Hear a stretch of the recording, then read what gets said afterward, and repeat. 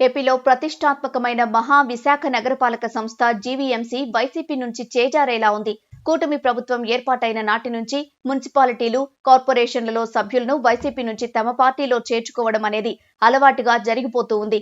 ఇప్పటికే పలుచోట్ల vice chairman స్థానాలకు జరిగిన ఉప ఎన్నికలను కూటమి గెలుచుకుంది. కొన్ని కార్పొరేషన్లను కూడా దక్కించుకుంది. ఈ నెలలో కార్పొరేషన్లకు 4 ఏళ్ల గడువు కాలం అనేది పూర్తి కాబోతూ ఉండడంతో అవిశ్వాస తీర్మానాలు పెట్టడం ద్వారా ఇంకా అనేక మున్సిపాలిటీలు, కార్పొరేషన్లు వారి పరం కాబోతున్నాయి. ఈ క్రమంలో విశాఖపట్నం మున్సిపల్ కార్పొరేషన్ కూడా కూటమి ఖాతాలో పడబోతోంది. జీవీఎంసీకి 4 ఏళ్ల కిందట జరిగిన ఎన్నికల్లో YCP 59, TDP 29, Janasena 3, CPI, CPM, BJP ఒక్కొక్క వార్డు గెలుచుకున్నాయి. ఇండిపెండెంట్లు 4 చోట్ల విజయం సాధించారు. రాష్ట్రంలో అప్పటికి వైసీపీ అధికారంలో ఉండటం, మెజారిటీ వార్డులను ఆ పార్టీ దక్కించుకోవడంతో ఇండిపెండెంట్లుగా గెలిచిన 4 కార్పొరేటర్లు అధికార పార్టీకి మద్దతు పలికారు. టీడీపీకి చెందిన ఒక కార్పొరేటర్ వైసీపీలో చేరిపోగా మరో 2 కూడా జగన్ పార్టీకి మద్దతు పలికారు. వైసీపీకి భారీ మెజారిటీ ఉండడంతో 3 సార్లు స్టాండింగ్ కమిటీ ఎన్నికలను ఏకగ్రీవం చేసుకుంది.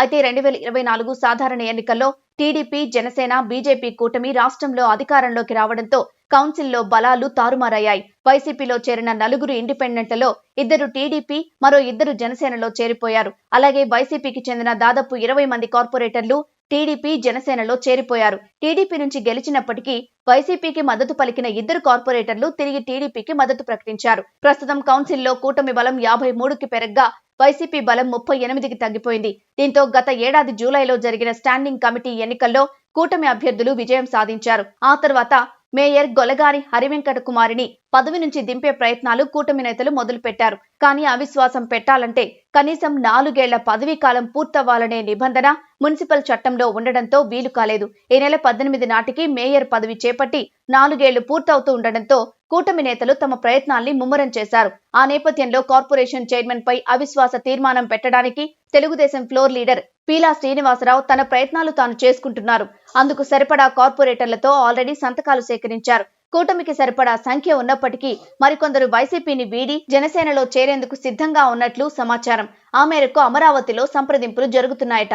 మరోవైపు కూటమి కుట్రల్ని వైసీపీ తిప్పికొట్టేందుకు ప్రయత్నాలు చేస్తున్నప్పటికీ అవి విఫలమవుతున్నాయి. పార్టీ ఫిరాయించే వారిని బుజ్జగించి పార్టీ వీడకుండా చూడడానికి వైసీపీ అగ్రనేతలు బొత్స సత్యనారాయణ, కురసాల కన్నబాబు, గుడివాడ అమర్నాథ్ రంగంలోకి దిగారు. కానీ ప్రయోజనం ఉండేలా కనిపించడం లేదు. మొత్తానికి ఈ నెలలోనే జీవీఎంసీ కార్పొరేషన్ కూటమి ఖాతాలోకి రాబోతోంది.